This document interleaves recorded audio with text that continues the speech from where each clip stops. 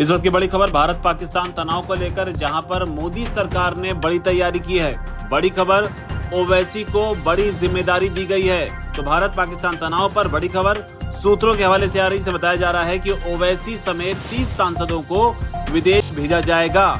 जो कि दुनिया भर में पाकिस्तान की पोल खोलेंगे। जिस तरीके से ऑपरेशन सिंदूर को भारत ने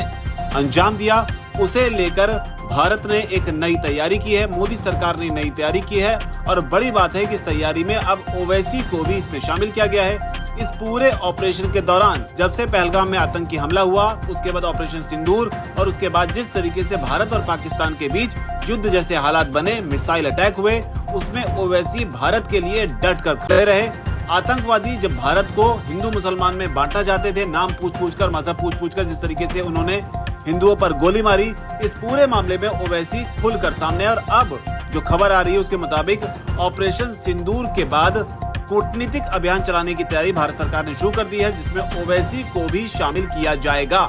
जिनकी जिम्मेदारी होगी कि वैश्विक मंच पर जाकर पाकिस्तान जिस तरीके से आतंकवाद को स्पॉन्सर करता है, उसे बेनकाब किया जाए। और बताया जा रहा है कि अगले हफ्ते से ही इन नेताओं को अलग अलग देशों में भेजा जाएगा। और जो बड़ी बात है वो ये है कि केंद्र सरकार ने जो लिस्ट तैयार की है, उसमें कई राजनीतिक दलों के सांसद जो हैं वो शामिल हैं। इसके अलावा जिन पार्टी के सांसदों को इसमें शामिल किया गया है, जो खबर है उसके मुताबिक उन सांसदों ने भी अपनी मंजूरी जो है, अपनी उपस्थिति की जो मंजूरी है वो दे दी है। हालांकि फाइनल लिस्ट क्या होगी और इसमें कितने सांसद तैयार होंगे और कौन कौन से देशों में इन सांसदों को भेजा जाएगा, उसकी जानकारी अभी और आनी बाकी है। लेकिन फिलहाल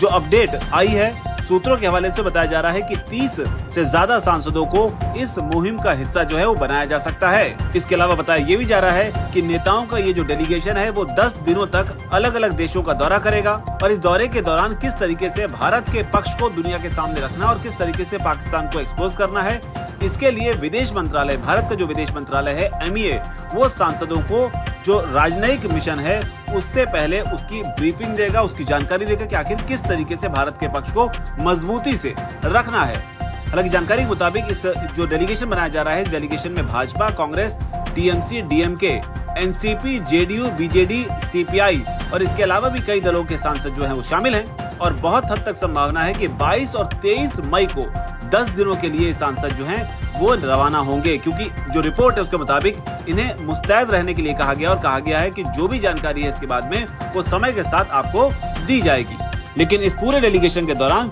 जिन दो नामों की सबसे ज्यादा चर्चा हो रही है, वो नाम शशि थरूर और असदुद्दीन ओवैसी का है, क्योंकि राजनीतिक तौर पर ओवैसी और थरूर दोनों ही प्रधानमंत्री मोदी और बीजेपी की जो आइडियोलॉजी है उसके बिल्कुल विपरीत है। ओवैसी जहां मुस्लिम नेता कहे जाते हैं, तो वहां बीजेपी की राजनीति इससे बिल्कुल उलट मानी जाती है, जबकि थरूर जो है वो कांग्रेस पार्टी के हैं। हालांकि हाल फिलहाल के दिनों में वो जरूर कुछ ऐसे बयान देते दिखाई पड़ रहे हैं जो कांग्रेस को उतने पसंद नहीं आ रहे हैं। लेकिन ओवैसी के नाम पर कई लोगों को हैरानी हुई, लेकिन जिस तरह से उन्होंने भारत का पक्ष रखा, जिस तरीके से उन्होंने सुझाव दिए कि किस तरीके से UN में जाकर पाकिस्तान को किस तरीके से तकनीकी आधार पर बेनकाब किया जा सकता है, उन तमाम बातों को अगर देखें तो ओवैसी एक अच्छी खासी समझ रखते हैं। और माना जा रहा है कि जो डेलीगेशन है उसमें ओवैसी एक अहम भूमिका निभा सकते हैं। अब वो किस देश जाएंगे, किसी मुस्लिम देश जाएंगे, ये स्थिति अभी पूरी तरीके से साफ नहीं है, लेकिन ये माना जा रहा है कि मोदी सरकार अब ओवैसी को भी इस जिम्मेदारी में शामिल करने वाली है। फिलहाल इस पर जो भी अपडेट आएगी वो पल पल की अपडेट आप तक पहुंचाते रहेंगे। इस